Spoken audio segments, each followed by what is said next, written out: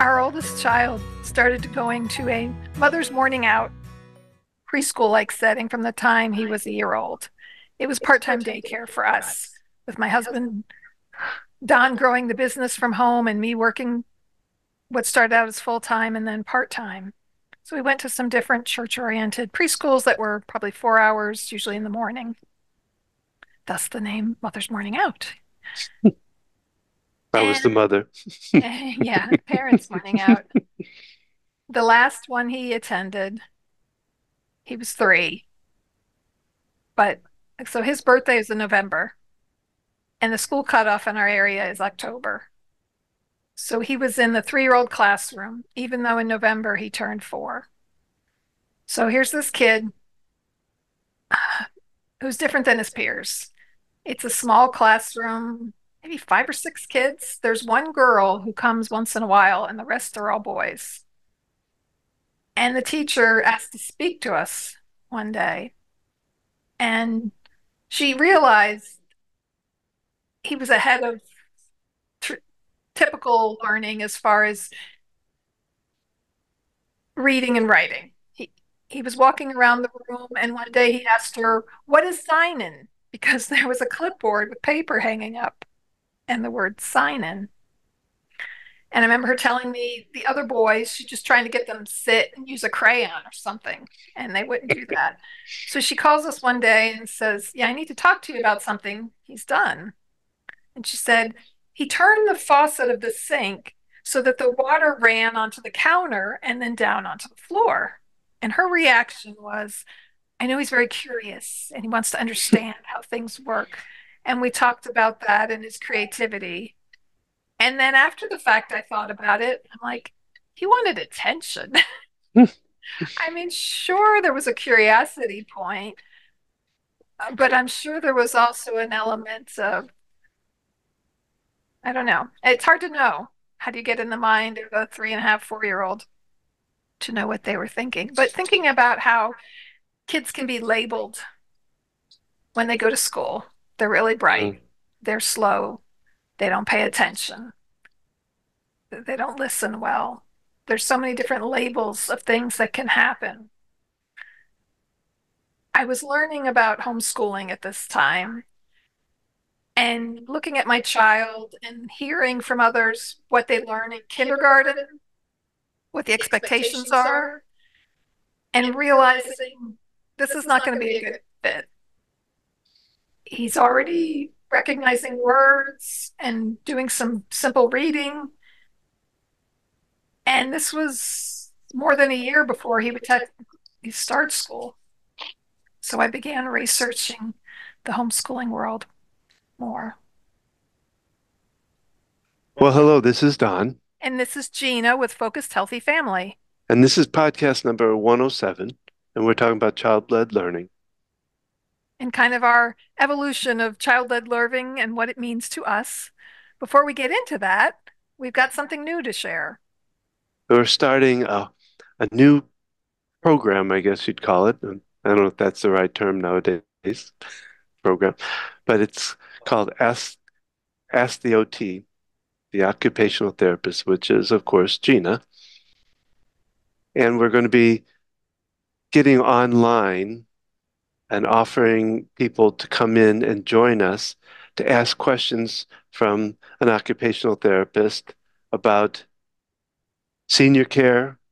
We're really going to focus towards the sandwich generation and those taking care of aging parents. Or aging loved ones of any sort. Sometimes it's a friend or other family member, but dealing with the challenges of aging, looking ahead. Maybe your parents fine right now, but you're concerned about the future. You live far away from them. What if this happens? Or you're in that place already. Mom fell and broke her hip, and you live 300 miles away. And what are you going to do? How are you going to help her? She's widowed, she's on her own. So there's so many different components that are involved here between visits to the hospital and rehab centers and the home setting and looking at different options. And mom just won't leave the house. She's going to just live there forever, and you're concerned about it. And so we're going to discuss these different topics, but we really want you to come on and join us and ask your questions. And we'll do live sessions. We're looking at twice a month. Yeah, we've I didn't we don't we have a date tentatively set up, but we will be posting it on the Focus Healthy Family site probably within the next couple of days, hopefully, and setting up to where you can sign up for it. I run into people a lot that are in that scenario where they've got the aging parent and they're frustrated. They're feeling sometimes a little bit hopeless because they don't know where to turn, what to do, and they've got a parent that's can be in crisis, and they don't know where to go, and that's where we're hoping to help out, to give opportunity for a person to just call in and ask questions that you don't know who else to turn to for. So we ask you to uh, check in with us. Go to our website. If you don't see it up there, just hit the contact us button, and you can find out more about it. We're looking to start in April. And, you can contact us live, or if you want to send a question, can send it anonymously. I deal with this every day when I'm at work. Family members coming in. Sometimes it's, well, we were looking at finding a different place to live, and then this happened. In different situations that come to me all the time and that I've been dealing with for years as an occupational therapist, working in primarily adult and geriatric rehab, and just all the different things that are entailed with that, as well as my personal experience from navigating this system with my dad being in the hospital and having to go to rehab and having to advocate for him and help my mom through these processes. So I want to bring that personal and professional experience to everyone out there because I know the baby boomers are growing, the largest growing population. And so it's many people, it's our parents or possibly grandparents in that situation. So please join us. Like Don said, check back for more information. All right, and we're back for the podcast talking about child-led learning today. So, So I have a separate blog called Child Led Learning. And I have an original post that I titled, What Does Child Led Mean? I like the term because we allow our children to learn at their own pace, just like they do with crawling, walking, and talking. And I believe children can learn to read and write in this same way. So I've watched this with my own three children. And our approach has been not separating learning from the rest of our life. So as adults, if we want to learn something, there's a topic we're interested in, we want to learn to knit, golf, whatever it is, how do we do that? We join a group, we look online, we research information, you go to the local yarn shop, or you go golfing with a friend. Think about the ways that you learn things. So our children can learn in the same natural, organic way. They're interested in something and they research it, they find out information. So if our children are brought up in an environment that is supporting and loving of their interests and ideas, and we can nurture and encourage that, then that love of learning can really continue in the child. well, I found what I remember back when we first started talking about homeschooling, and what you said to me was, and it kind of goes with what you've written there, is well, I've taught him up to this point. I'm just doing more of that, something it was a phrase, something like that you told me. And I was like, oh, I never thought about it that way. But yeah, it's not like, because what I see a lot or hear a lot is people, when I say we homeschool, they go, oh, I could never do that.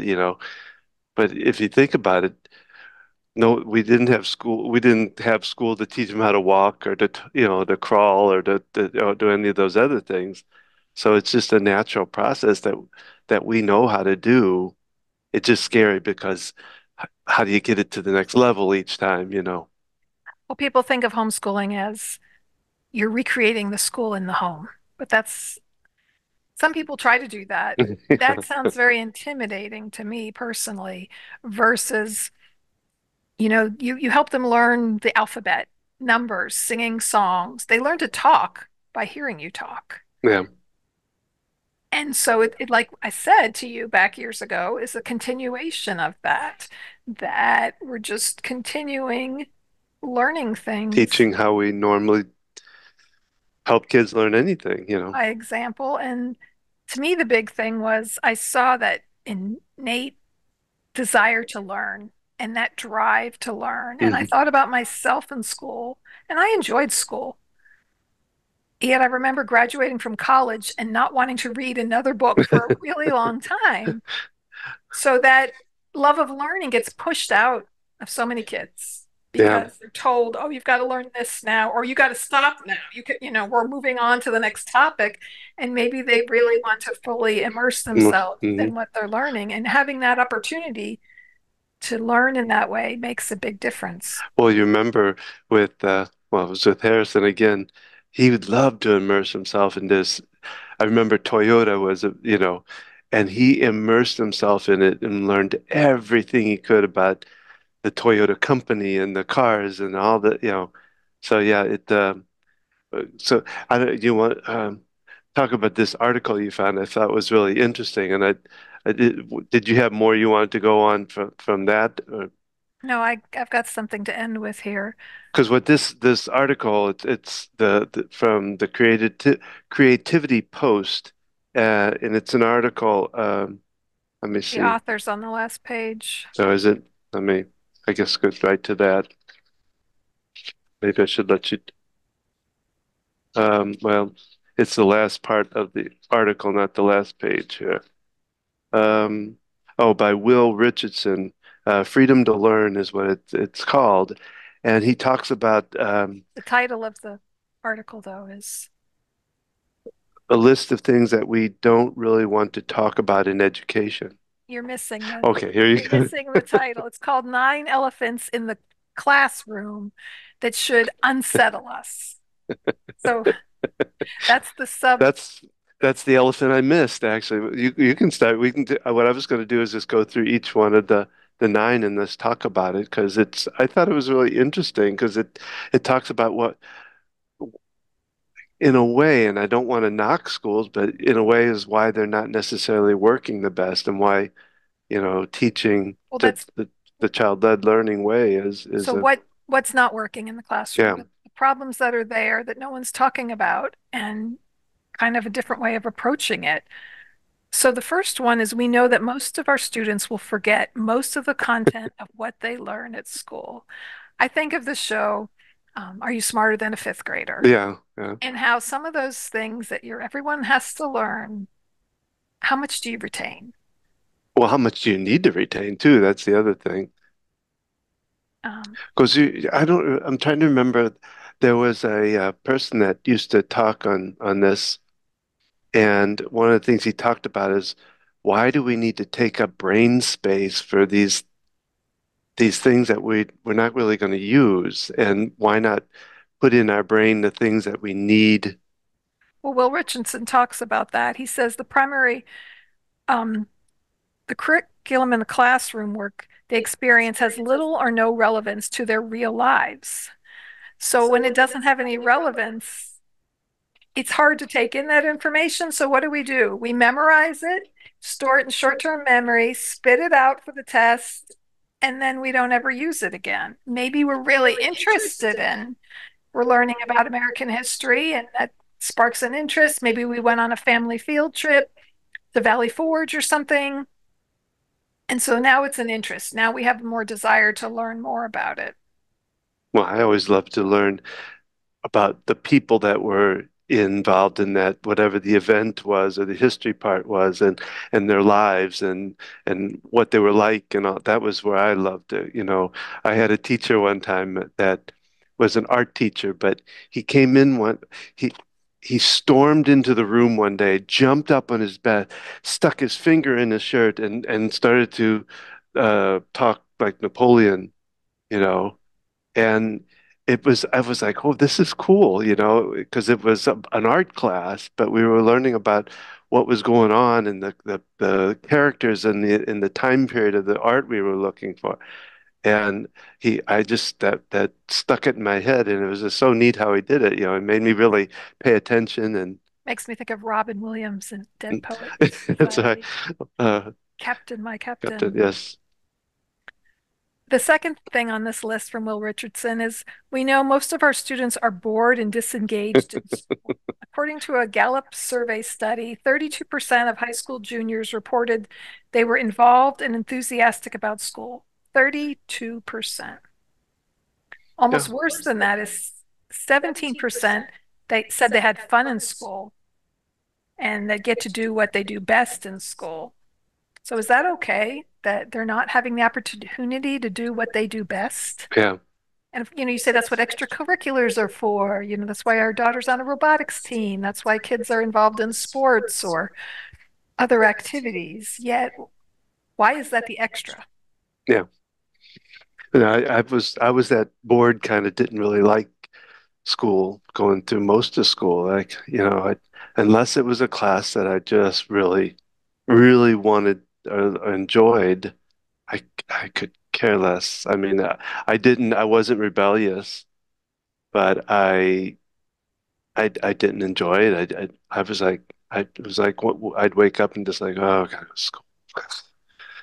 And I'd come home with like homework, you know, it just, yeah. So I get that one sticks out for me big, big time because I just was not. So, I mean, I probably learned stuff there, but But until you had that teacher jump on the desk hmm and act like Napoleon, that it got you engaged. yeah. And I had that he wasn't the only teacher in that did that kind of stuff. We had Mr. Beebe who taught religion in my Catholic high school that told us to find a song that would relate to something around Jesus. And I did one, a Supertramp song, and I can't remember which one it was, but and we had to write a little report on why we thought that, and that was interesting. So So, how the material is presented to us. I had a social studies teacher in middle school, and I never really liked history and all those things around that. But that year, I loved it, and I know it was because of Mr. Biagini and his Mr. By enthusiasm. Genie, And he did things like we each picked a country in South America to research, and then we had a whole presentation day. And we brought in a food from that country. We made something, and we had this big festival at the end. And I remember doing a presentation, and I got like accolades for the most visual aids to go with my presentation. that So I this can is the picture. early 1980s. And so this is literally me using markers and paper and making diagrams and charts. I'm sorry, just I just that's you. Like it was Brazil and the coffee consumption. I know I had pie charts and all these diagrams and things Right. that I Uh, shared with my maybe fifth grade class. And mm, I think maybe that helped me because standing in front of people didn't come natural to me. It made me a little uncomfortable, but I holding up the charts and things and the attention was on. yeah, Look no, at these pretty colors. I still envision you making maps up for your work. Anyway, but another story. So number three, what's number three? Drum roll. We know that deep, lasting learning requires conditions that schools and classrooms simply are not built for. So when we look at the things that each of us learn most deeply in our lives, we had an interest or a passion for what we were learning. We had a real and authentic purpose in learning it. And we had fun while we were learning it. But most of the curriculum in schools isn't set that way. It's, when you're this age, this grade, you learn this Hmm. and you're just following this plan. So think about something you've learned a whole lot about. And how is it that you came to learn this? So I've become a much better writer. No thanks to any of my schooling. um, I look back on my first blogs that I wrote, and I got better by doing it more. And because I was passionate about it, and because I've kept journals since I was 10 years old. And I've learned from other people. I was in a writing group, and by reading other things and being involved in it, engaged in it, and there was a purpose for it. I wanted to grow this website. I wanted to build a source of income from writing. So, how did I learn that? It was about being meshed into it and Hmm. digging up information and reading how other people wrote. And Well, and it's also you don't write sitting up at a desk, you know. You like to go sit outside sometimes. You sometimes sit in your comfy chair, and or you some people I see like to just like sack out on their bed and write. It's so that school doesn't give you the atmosphere, well, no, and I the remember this. getting a B or a C in handwriting because I wasn't slanting my letters properly. Mhm. And what does that really matter? I mean, I taught my kids how to sign their name because that's the one aspect of handwriting that you need to some extent. Um, but what purpose did that serve in making me slant my letters and write a Yeah. certain way? Sure, I needed to learn the fine motor skills of writing, and I think that is important. Yet functionally, I taught my kids typing from the time they were, I don't know, somewhere between 5 and 7, maybe. They learned, we used a fun kids typing program because why? Typing is everywhere. Everything you need to do now involves a computer keyboard. And so they had an interest in doing it because they wanted to Oh, do and they things. type like crazy now. It's amazing without really any big, huge. I mean, I think our youngest was probably the one that had the most kind of lessons on it, if I remember right. 'Cause I don't think because I remember her doing that program where it followed. I'm I trying to had a remember. game for that each of them. I Yeah, used something, but we didn't use it as a structured curriculum. It was just yeah. like that's how we got started.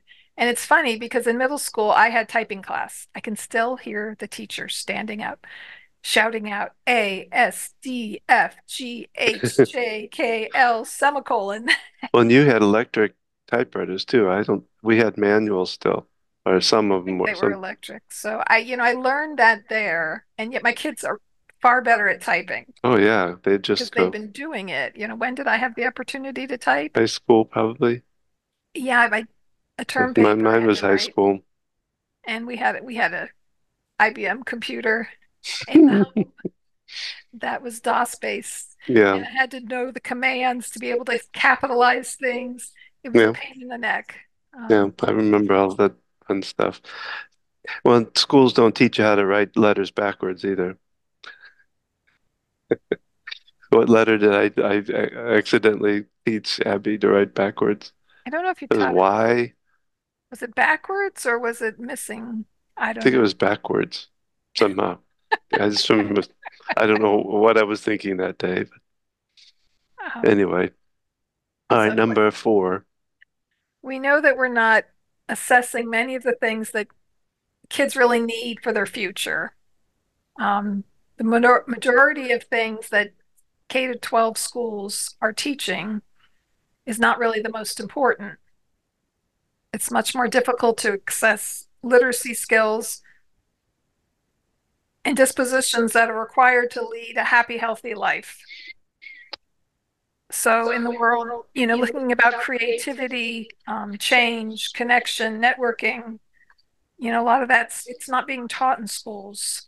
Well, we're going to have a Tuesday tip coming up in about 2 weeks, where we talk about what they should be. Well, I think the article we based on subjects that should be taught in school, and it's like, you know, teaching them taxing or cooking or how to basic home repairs, things like that are actual things that they need to take into. And there's quite a few more than that, but some of these classes that would be wonderful for kids to do so for everyday living. Just go, how do you, well, this is getting a little bit to be in the past, but how to write a check, even though nowadays it's getting less and less, but still knowing how to handle your finances, how to handle banking.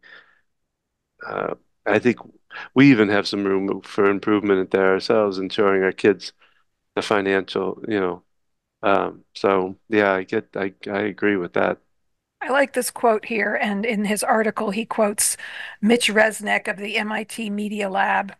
And this is a quote: Today's education systems are not designated to help people develop as creative thinkers.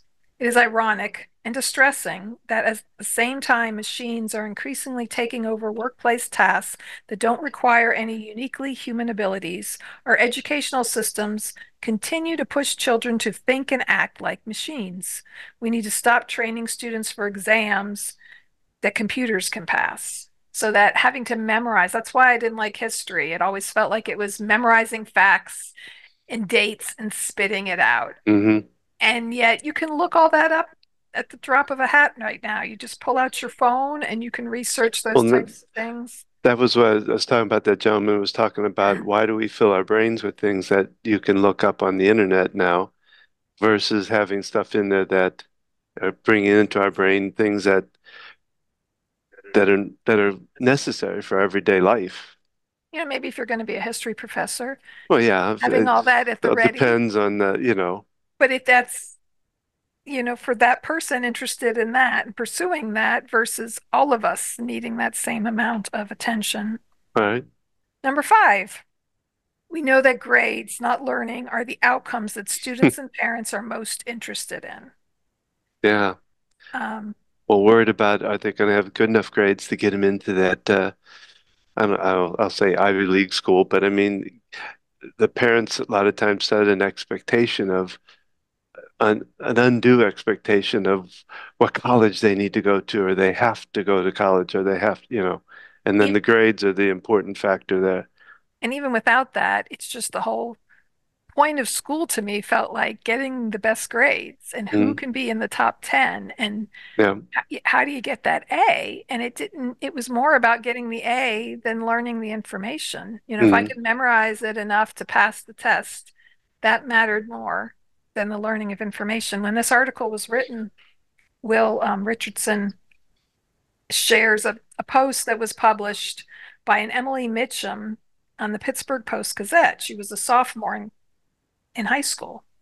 And what she said was the system has caused my generation to develop an unhealthy obsession over grades instead of learning, in my opinion.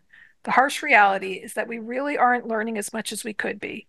We study because we have tests, and the day after the test, we forget all that information we studied. So, like I said, are we learning to learn information or is it about getting the test scores up? I mean, there's so much of a push now um, with what they call No Child Left Behind, what I call Leave All the Children Behind, that they're looking mm, at accommodating schools and teachers with income based on test scores. And some kids can have massive amount of knowledge and understanding, but they don't test well. Maybe they're too distracted. The environment is not conducive to them putting the information out. Maybe they're not good at taking it from their brain and writing it. But if they could verbally express it, it would come out with far more information.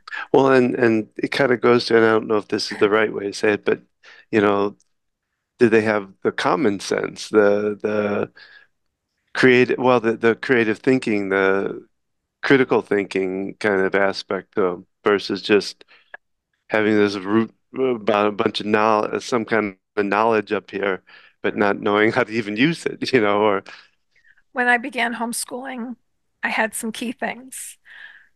My goal was in helping my children learn to read because if you can read, you can access information.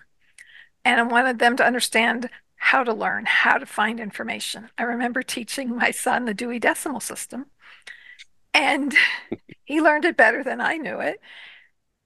And I remember we were looking for a book on dolphins or something for his younger sister, and he said, "Oh, that's in this section." And he knew exactly where to go because he was good at memorizing things and picked up on the different sections in the nonfiction area where you'd find them, what the category was based on that Dewey Decimal System. So knowing how to gain that information, knowing how to access information, which is why I helped them learn to type at an early age. And we utilize the internet and looking up information and using other resources, going to the library. Like when we bought the Toyota and our son became obsessed with Toyota, he checked out the book called The History of the Toyota Motor Corporation. He was, I think, 8. And I remember it was one of these, we'd go online, you'd order the book, and then they'd get it from whichever library and bring it to your local one. And we went to pick it up, and he's like jumping up and down that the book was there for him. Well, he was also one that would go around in groups and go, "You want to talk about Toyota?" Nobody really wanted to talk about Toyota. Felt sorry for him. Well, and we had these Which Way USA puzzle books from Mhm. highlights, and it was a state, and you learn different things about the state. And we went to Texas for a family member's wedding, and we learned some about Texas. And we were staying in Dallas, but we also went to Fort Worth and learned about the cattle drive and went and did some activities there. And so we came back from that trip, and he walked around the park saying, "Does anyone want to talk about Texas?" Which is kind of ironic in the year And 2024. the really kind of fun thought about it was there were a few people that there were a few kids that would do that. That would talk about, with them. So all right, number what, 6 or 7? I can't remember where we're at. We know that curriculum is just a guess. The way we talk about the curriculum, you would think it was something delivered on a gold platter from on high. In reality, it was pretty much written by 10 middle aged white guys and their primarily white middle aged friends in 1980, in 1894, called the Committee of 10. They were from some of the most prestigious schools and universities at the time, and they fashioned the structure of what we still teach in schools today. 1894. That is more than 100 years ago. But we know that what every student in 1894 was supposed to learn is really not relevant. And this article was written 2015 or in 2024 as it is now. Um,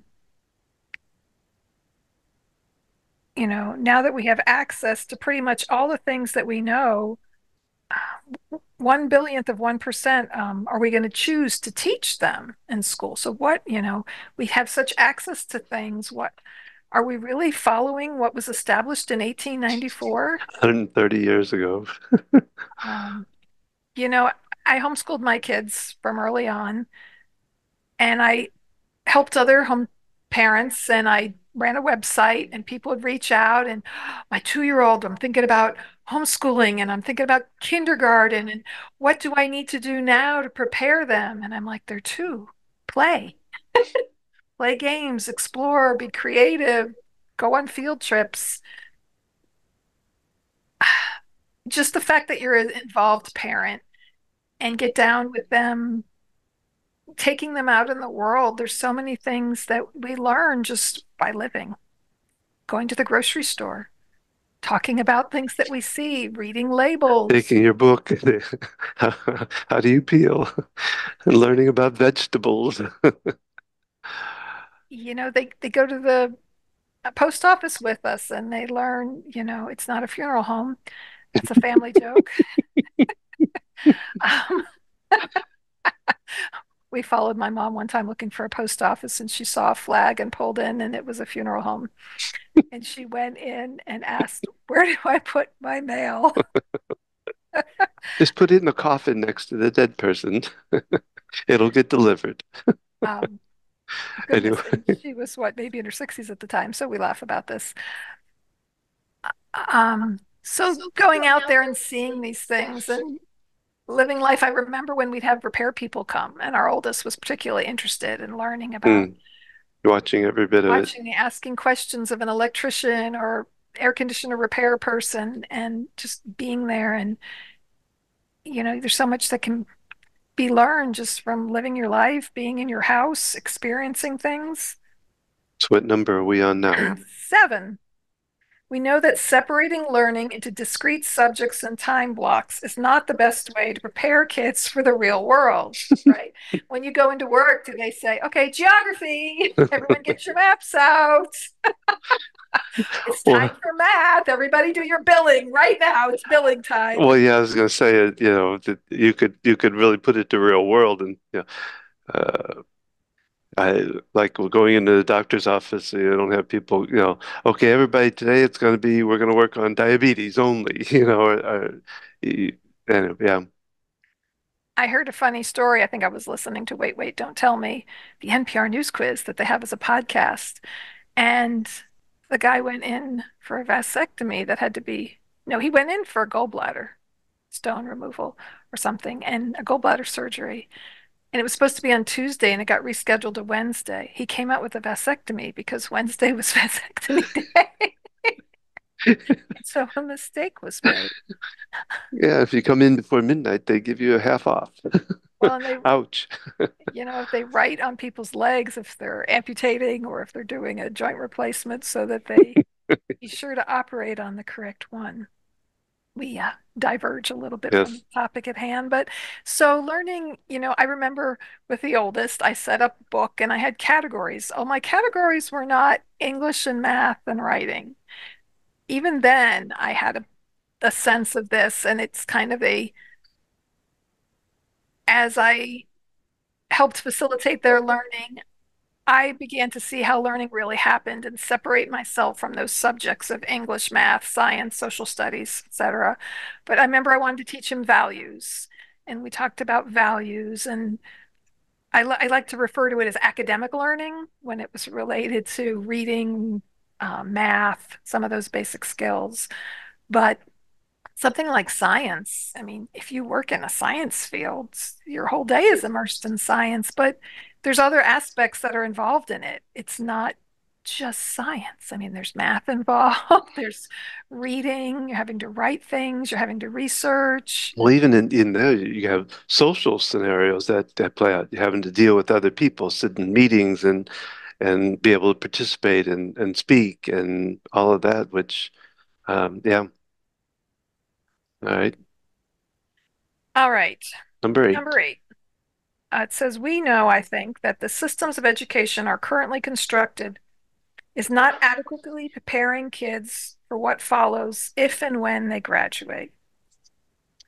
Looking at SAT scores, and now in the 2000s, many colleges are not requiring SAT scores anymore. They realize that that is not the be all and end all of what a good student is. And when you think about the math section of the SAT scores, it's all about higher level algebra. If you don't have a master over higher level algebra, you are not going to score well. And yet, how many of us use that? Some basic algebra, Yeah. sure. As a science major, statistics is far more important because research involves statistics. And most science, has a connection to research. And there's so many areas where statistics are much more of a day-to-day experience. So looking at the way the educational system is set up and what it's heavily focused on, is that really helping someone learning? I mean, are you learning interview skills and how to Mhm. get a job and how to fill out an application? Yeah, that's well, it was the weak area when I was graduating from college, your counselors. I remember the one kind of throwing a book at me and say, look for a job and see what you want to do in there, and like, really? Okay. You didn't ask me like what am I interested in? Um, and so yeah, it was very poor. I don't know what it's like, and it doesn't mean that all of them are like that, but it they don't prepare you. They don't overall. I don't think any school really prepares them for what real life is like and what it's going to be like getting a job. Yeah, they'll teach them the uh the numbers of it, the content of it, but they don't teach you then how you're going to have to relate to other people in the job or how you're going to have to uh, even get to the job and do the daily things that you have to do at the job that aren't part of the content. I don't know if that makes sense or not, but And we're not trying to make a blanket statement here about all schools, right? no. There are so many different types of schools out there now. There's charter schools and there are specialty schools and there are, um, I mean, the Sudbury Valley schools, which is a democratic educational system, which you can research that if you want to know more. But there are so many different methods now in schools. So these things are becoming more realized. There are new programs and things being developed. A lot of the really cool stuff I see, though, are in supplement to the school. It's Mm, not yeah. enmeshed into the everyday learning. But just recognizing these things and paying attention and asking these questions and challenging, is this really ideal for our students to learn in this way? All right, moving on to the ninth and final elephant, as Will Richardson calls it. We know that learning sticks. Um, the learning that sticks is usually learned informally. Explicit knowledge accounts for very little of our success in most professions. So the ability to learn from others face to face, to network, is so important. Um, when we keep what we most of what we teach kids as an just in case they might need it someday. Um, I'm stumbling over my words here. Well, what is it that what is it saying? It's saying that you know, we learn a lot of times from what we're passionate about, um, the environment, Experiences. the experiences, much more than just theory or somebody telling us what to learn. We learn best by being emboldened in it, being involved in it, being wrapped up in it. So, as an example, we sold and bought a house in the fall, and our oldest child was right there alongside of us. He wanted to learn everything that we did with buying a house and the research and everything that was involved and all the paperwork and all the forms that need to be completed. And literally 3, 4 months later, he turned around looking for a house and he had learned so much from us that it went He did it like 3 times faster than we did, you know. it went so smoothly for him. But Mhm. he'd grown up in that environment where he participates in what mom and dad are doing, whether it's going to the grocery store, meal planning, shopping, doing things on the car, and seeing that hands-on, we're learning that skill by being enmeshed in it. And, he was planning to buy a house, so he was very curious. He wanted to know what the process was. It's not something you're going to say, okay, we're going to teach in 12th grade, how to buy a house. Well, it doesn't have any meaning then. There's not in a No. position to purchase a home and it's not the right timing. But basic finances, personal finance, how to manage your money, kids who have jobs, yeah, those things are really important. And, with looking at credit card debt in the nation and the problems we have with paying off our debt, are we, we're not learning this skill. We're not having that opportunity to not just book learn it, but to practice it. Hmm. Here's the amount of money. These are things you need to, have money for. Then you need to figure out what is extras you can spend on, and you need to have kind of learn it by doing, by experiencing it. Well, I think the other thing kind of coming to me in this too is that because, as I said, we don't want to sit here and down schools and this, but No, what I think might be important here to understand for parents is that whatever school that your child is in, if that's what the path you're going down versus going homeschooling, and we're not saying everybody needs a homeschool, but if whatever path they're in, if they're in a school, you can enhance it, the parent can enhance it by knowing these things that we talked about today. They can then enhance the time that they're when they're not in school, or help them when they're in the school, how to make school better for them. I mean, I think, a lot of parents are now looking at schools and choosing schools for their yeah, kids that's another. and knowing the questions to ask and also challenging it, becoming part of the school board, being, Hmm. challenging these things that are being taught and finding a way to, there are some great programs and teachers out there who are finding ways to work within the system, the way it's set up, and to learn in different ways. So we've got to ask the questions first. We've got to challenge the way it's always been and say, is this still working? And knowing our child, each child is different and the way that works for them is different. I've got friends who homeschool one child, but for another child, they're going to this specific school, or, maybe it's art-based school or a language immersion, or knowing what works best to help that child navigate. So I wanted to wrap up today with one of the posts I read is things that I've learned from my children. Okay. Stop and slow down and pay attention to things around you.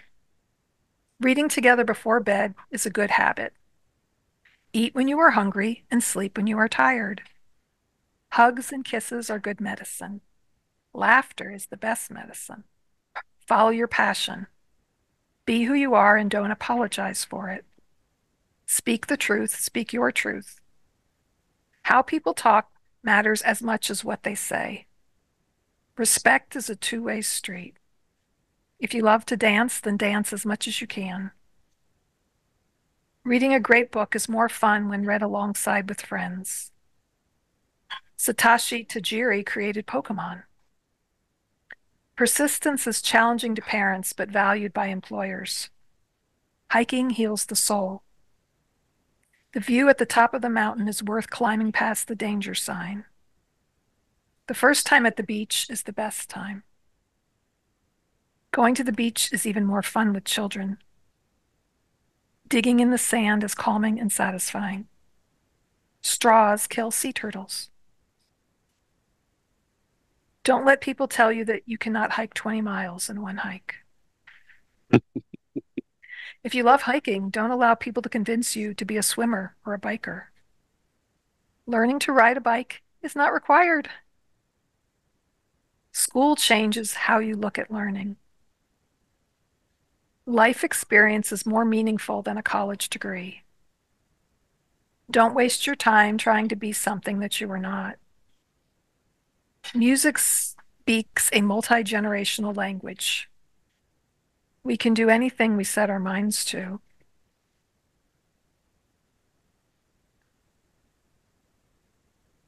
I'll add one. If your child wants to play the clarinet, don't push him to the trumpet. That's a lesson from my life. Being creative can be very messy. There is beauty in messy. Dogs love us unconditionally. Animals are people too. All lives matter. Climbing up the slide can be as much fun as going down the slide. There is always time for one more hug. Relationships are more important than accomplishments. It's important to admit when you are wrong. Your biological age does not define who you are nor what you can do. Your biological gender does not define who you are or what you can do. It is never too late, and we are never too old. And there's no set age to learn anything. Yeah, even at 65. And at 54. Hope you've enjoyed this podcast for today. We'll be talking more about child-led learning and homeschooling and different options in the future, As as well as our sandwich generation side, too. looking at all aspects of parenting our children, our parents, and ourselves. Check us out at focusedhealthyfamily.com. View our website, see our Tuesday tips, the programs that we have offering. Tune in to learn more about Ask the OT. Give us some feedback. Share this with someone else who might be interested. And remember, how you speak to your kids today shapes their future and yours.